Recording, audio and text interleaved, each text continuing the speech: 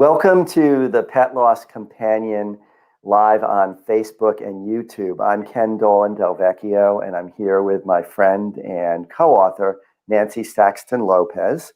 Great to see you, Nancy. It's good to see you, Ken. And this is an opportunity that we have once a week to talk about an aspect of grieving and healing from loss. And we see it very much as an opportunity to take the information that we put in our book, which is called The Pet Loss Companion, Healing Advice from Family Therapists Who Lead Pet Loss Groups. And that book was all drawn from decades of experience leading support groups for people who'd lost a pet. This broadcast gives us the opportunity to share some of the knowledge that we gained through that experience with a bigger audience. So we're very happy that you're here with us. We welcome your comments and questions during this program and afterwards, and also any stories that you'd like to share that you think it might be helpful for other people to hear in order to help them to heal. So today we're going to talk about a question that comes up a lot, and that is, what's the difference between normal grief and clinical depression, the illness of clinical depression? So we're going to talk a little bit. I'll start talking a little bit about what is normal grief. And then Nancy's going to talk some about what can be called complicated grief, which then brings us to that connection to clinical depression, which I'll stress is a medical and mental health illness. Mm-hmm. And we'll talk some about what can you do to help yourself regardless, because these things are pretty vague in terms of the boundaries between them. Very important to keep that in mind. There isn't like this really strict boundary. So always important to know that it's never a bad idea to seek help if you'd like some help from a professional. So normal grief, and we've been talking about that over the course of the last 9 weeks, is the reaction that we have when there's any major unwelcome change in our lives. And it may very well be the loss of a beloved animal companion, but it's pretty much the same human response, whether that would be the loss of a beloved human family member or companion, something else that's really important to you. Maybe you have lost a job that meant the world to you, or a relationship that was at the very center of your life. So any major change is going to bring on normal grief. And also any major stressor, anything that happens that's completely unwelcome. So let's say that your home is severely damaged. Well, what's going on with Texas right now, right? What's going on in Texas? Yeah, I mean, grief is the normal response to that. And we're all arguably dealing with grief because of the pandemic and all that we've lost because of the pandemic. So, and that's a very complicated grief because it's rolling. It goes on and on and on. So what tends to happen is our feelings get all messed up. And at first we might be absolutely dumbfounded and disbelieving that the change has even happened. We can feel numb. We can feel paralyzed. We can feel just like we can't even process any information because we're made so anxious by just the sense of loss and the depth of that feeling that we're at a loss completely. It's another way to put it, that we're completely at a loss as to how to think and how to feel and how to respond. And then there tends to be a pattern of tumultuous feelings. And so those feelings run the whole range of possibility, from being terribly, terribly sad, like in this pit of despair. Many times people will describe it as a visceral feeling in their gut, like their gut is in a terrible knot, and crying and just extreme sadness, alternating with anger, with guilt, with fear, with the whole range of distressing feelings that one could imagine. Questioning oneself over and over and over again. Did I do something to cause this? Did I do something wrong? What should I have seen that I didn't see? So a whole bunch of really distressing feelings, and also thinking that's really distressed as well. And also with our thinking, there is very often an extraordinary difficulty focusing, concentrating, remembering things in the short term. So short-term memory can be really just totally blown apart. And that's why it's important sometimes for people who are grieving to be told the same thing many, many times, because they just can't hold on to it. And if you're grieving, it's a good idea to write things down that are important, because it's very hard to just hold on to things that are recent. And also there's a whole bunch of physiological problems. So if we are the kind of person who has headaches when we're stressed, we're likely to get lots of them now, or backaches, or stomach aches, or whatever is your signature anxiety, stress symptom. And most of us have something that comes to mind when we think of that. And some people, it'll be back pain, all kinds of possibilities. Sleep problems. Just we either have difficulty falling asleep, or we keep waking up, or we sleep too much but we don't feel rested. Our appetite can be messed up in a lot of different ways. We can feel like we can't eat. We can feel like we just keep salving our feelings by eating more and more and more. So grief is all of this big mess. The way that I think of it is this big, messy experience. And it has its own time frame. For some people, it's going to be brief. And Nancy and I were talking a few minutes ago. Generally, for me, grief is intense, really, really just like powerfully emotional. And then it tends to end, or I tend to come to a place of relative calm sooner rather than later. Whereas some people, it's going to take a lot longer than that. And for lots of people too, it is episodic. It is the kind of thing where you're feeling really powerfully in your grief, and then you're pretty okay. And then maybe you hear a song that brings you into it again. So for me, there's a song, Somewhere Over the Rainbow, that tends to right into grief for my friend Jack, who died 2 years back. There are often songs that evoke longing and feelings, or just if something that was important to you and your loved one, you hear that, it may trigger you into a great deal of grief. Certain people will experience certain smells as the triggers. Or sometimes it's the change of seasons, and often it's anniversaries.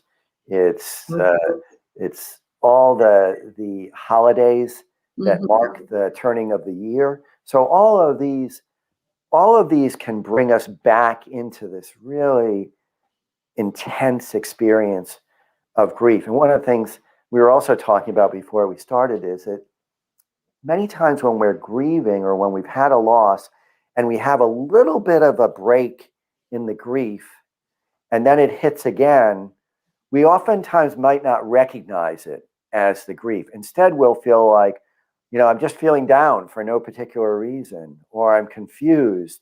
I've got all these mixed feelings. And so one of the things I think it's very useful to do is to keep reminding yourself that if you're feeling distressed, if you're feeling sad, if you're feeling a lot of changeable, quickly changing feelings, and you've had a significant loss within the previous weeks, the previous months, the previous year, think about, maybe this is just part of my grief. We tend so much to layer negative judgment on top of our emotional experience. So that's like an overview of grief. Nancy, do you want to add anything to that? No, I think the only thing I would add was fatigue and low energy. Not being able to get, to move around, to do very much, to be miscombobulated. I mean, there are physical, cognitive, behavioral, and emotional symptoms and that. Yeah, absolutely. Um, Absolutely. which you said beautifully, by the way. I mean, that's most of them. And with complicated grief, interestingly enough, there's all those things, but they're prolonged Mm-hmm. and they're more intense. And there's very little functioning, not just and for days, but weeks and maybe months. And so the person may even want to be, I mean, although we've heard this in the group and it hasn't complicated, but they really wish they had died also. Yeah. They may have suicidal thoughts. Yep. And they avoid social contact. And again, this is a prolonged, time. They get preoccupied with the one who has died. They everything is concentrated on that. And now complicated grief is a little bit different, like Ken and I are saying. They're all similar and yet a tiny bit different. Complicated grief, though, could lead into depression. Yeah. So, and we're going to talk about depression in a few minutes. But and a history of trauma can create normal grief to become complicated. So there's all of these kind of factors. But it's important and we'll reiterate this also later, to get help with that. Sure. To see a doctor, to see a therapist, and maybe you wouldn't be able to, but other people around you may say, wow, you've been so down for so long, maybe you need to see somebody. And there's nothing wrong with that. I mean, it's complicated also. We've heard situations where people have, I'm working with a couple right now that have two loved ones that were humans died, and then their dog died within a short period of time. And when you start getting that, which happens, or there could be a loss of a job, and then something happened to one of the children, and then their dog dies, or it's overwhelming at that point, and that could potentially lead to complicated grieving because you just can't handle it. You can't handle all that pain. Well, one of the things that I think that's really important that you just mentioned is that the depth of your grief may be related to the amount of stressors that are in your life at the time that you have this particular loss. If you are already in a pandemic situation and you've lost your job and you maybe have lost a relative as well, you may not have the resources to take care of yourself in your grief for the now the loss of your companion animal. I mean, you're just totally flattened by too much. Too much. And sometimes we had this in the group, delayed grief. There was a young woman who came, and she was walking in her neighborhood with her baby in a stroller and her dog, and a dog came out of nowhere and killed her dog. And the next day she was moving to North Carolina. So what was she going to do with that, right? She had to put everything on hold. She couldn't even get involved with that grief. And I set her up with, someone in North Carolina, but she had to move. So there was a period of time that she would have to put things on hold. Or what happens if you're pregnant and have a baby, but the day before you give birth, your dog dies. So, I mean, there's these kind of issues also come up in life where you have to hold on to that grief, and then later on it comes out. Right. And that's also something to keep in mind, that grief tends to find its way out. Yes, even if you in the moment have got to do administrative things like you're talking about because life demands it. You've got to move. You've got to take care of a newborn. The grief is probably going to find its way out. And there's one trainer who I saw many years ago. She gave a day-long training on grief and loss, and she said, the only way to the other side of the grief canyon is down and up. Yeah, that's right. Gotta go through. If you try to push it away, it's gonna get you one way or another, usually. So it's gonna. Well, I think it it can get you physiologically too. Yes. You Yes. get an illness. Yeah. Yeah. You know, there are people get ulcers, you know, people Yep. get chronic diseases, you know, those kind of things, or they take on behaviors that are more problematic, Right. like Addiction, addiction. substance misuse, behavioral patterns that are Right. not helpful. Yeah. And that's to cover up what's going on Yeah. with them that they don't know how to deal with. Yeah. So the only way to the other side is through it, whatever that may mean for you. And of course, that can vary hugely, hugely. So do you want to say something about clinical depression? Yeah, I mean, also to start with, I mean, we want to say that people have off days, right? Sure. You can have blue days, you know, Yep. what they would call it. And the blues can just be you're off, you're not feeling great, you're not really happy, you know, which kind of, you know, will go away probably within a day or two, you know. I mean, I don't think more than a week. I mean, probably just a few days, you know, that you will feel kind of crappy. The one thing I've learned in doing this work forever, seems like, although I love it, is that it will change. Every day changes. You know, if you have a bad day, it's pretty sure that you'll have a good day in a day or so. It'll happen. It's going to go back and forth. For most people. For most people. Yeah. And so that is not depression, obviously. Depression is a mood disorder. It's a clinical a disease, mental disease, emotional disease, and it is a mood disorder. And there are different types of depression too. We're going to talk about clinical depression or major depression, but there is postpartum depression. You know, some women have the hormonal issues after giving birth, and they could have postpartum depression. And then there's dysthymia. Dysthymia, and how I talk to people about it, you need to have the symptoms of depression for about 6 months. However, it's like you can function, but you're just not happy. I tell people it's like you have a sore throat or a cold, and you can go to work and you can be with the kids, or you can, see friends, but you're just not happy. It's just this underlying kind of sadness or malaise, and that's dysthymia. And then there's the whole bipolar one too, and those things. Yeah. Well, I was treated for cyclothymia, which is, oh yes, up and down, mostly very energized and a little bit frantic, and at times pretty far down. And I only recognized this a few years back and got some treatment for it. Took medication for 3 years, I think.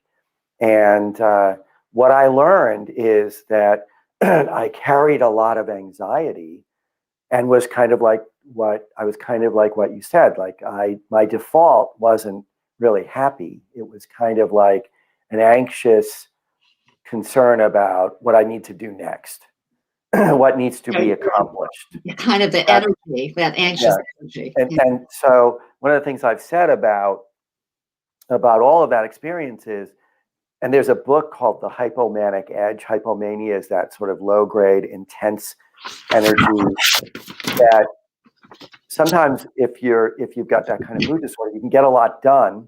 Yes, you can. Get a lot done, but you also deserve to feel at a baseline normal and happy. Yes. Positive. And that's something that I've learned over time and with help with treatment. So, I, like many therapists, have also been a client periodically. Hey, we all got into the field for a reason. Yes, we did. So, I fully believe in our profession. But yes, but depression will have a lot of the symptoms we talked about in grief, right? Sure. Sleeping issues, appetite issues, cognitive, not being able to remember things, being discombobulated, all those kind of things. But I think for depression, what happens in more of the major clinical depressions is more feelings of worthlessness, more exaggerated grief, maybe, if somebody is depressed and has a loss. Low self-esteem, kind of helplessness or hopelessness, Yeah. definitely loss of interest, and despair, so functioning is definitely impaired. And there could be suicidal thoughts. Yeah. I mean, the way I think about it, when I think about major depression, I always come to this point in the list of criteria that person isn't able to experience even a moment of joy for a span of 2 weeks, that every bit of their emotional experience is negative and it's unrelenting. And if that happens for periods of 2 weeks or longer, then you deserve to get help. Right. I mean, it's not a weakness to ask for help. It's exactly the opposite. Asking for help is one of life's most important skills. And if we can do that and there's great help available for all the kinds of illnesses that make up the spectrum of those depressive disorders today, we will benefit from it. 80% of the people who get help for depression benefit. And usually it's some kind of medication paired with some kind of supportive talk therapy. It's interesting too that there's not really a diagnosis for this, but Ken, you know this, is that there could be an agitated depression, which means that people, and you see this more in kids, like young adolescents, boys, anger, irritation, irritable, annoyed, pissy, those kind of things, which also can indicate depression. And more so in men than in women. That's the expression of depression. There's sort of ongoing irritability. Yeah. So that's something to keep in mind. And you're right. I mean, therapy and medication is usually indicated for major depression or any of the more, it probably is. Dysthymia, interestingly enough, and you took medication for cyclothymia, but dysthymia, sometimes for people, it works, and sometimes the side effects could be more problematic than actually dealing with the depression. If you can learn how to deal with that depression. Depression begets passivity, passivity begets depression. So what happens is that it's a cycle. Yeah, negative spiral. Yeah.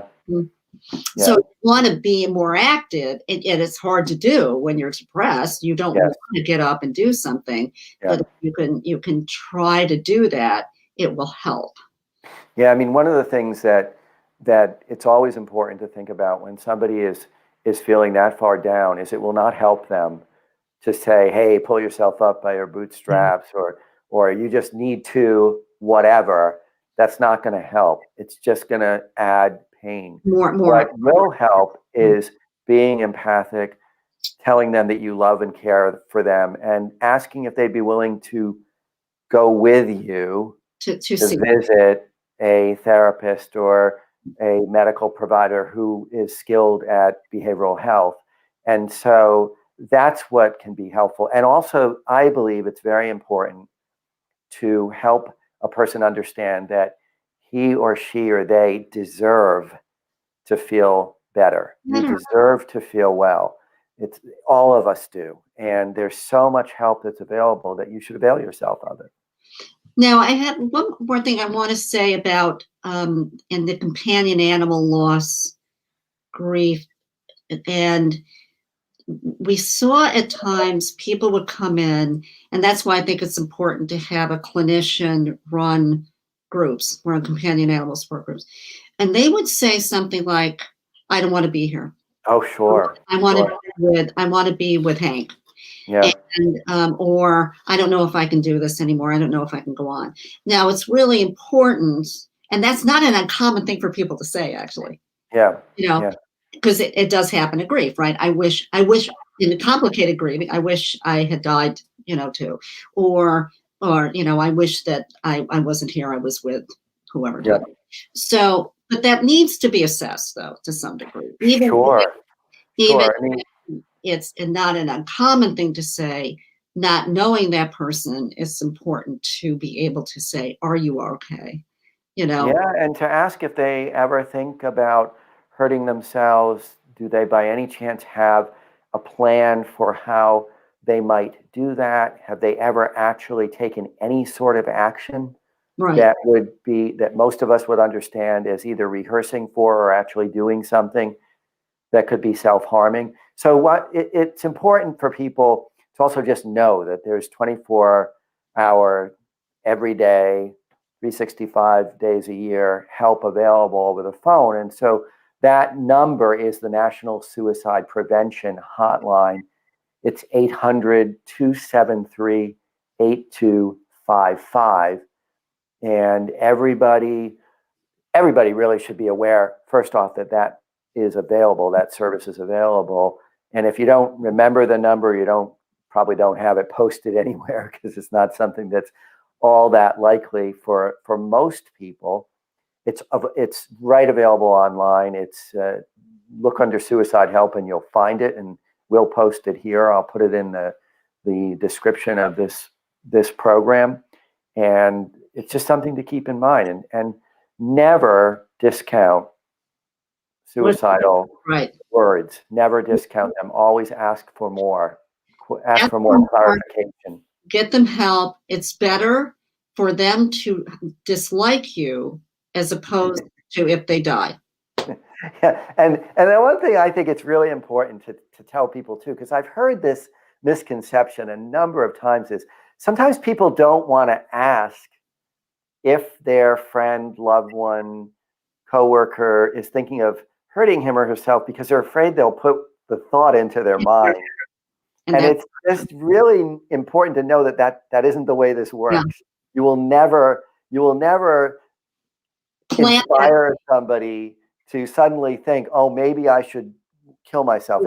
It comes from a different place than that. It's not something that comes out of the blue like that. You ask them, all you'll be doing is showing them your love and concern. You will not be in any way making them think that maybe they should do it. Exactly. And that's a hard thing to do, because a lot of times people would say, but I don't want anyone to know. Yeah. And talking a lot about kids, mostly, adolescents and young adults, that in the context of knowing that piece of what I did. But that can be for anybody. That can be for an adult too. So. Yeah. So depression is a very common illness. Yes. It is in fact the leading cause of disability worldwide. Yes. That's a World Health Organization report finding from, I believe, 2017, that has been consistent for some time. And so it's very, very important. And I believe it's also the case that 10% of the population may be diagnosable at any given time.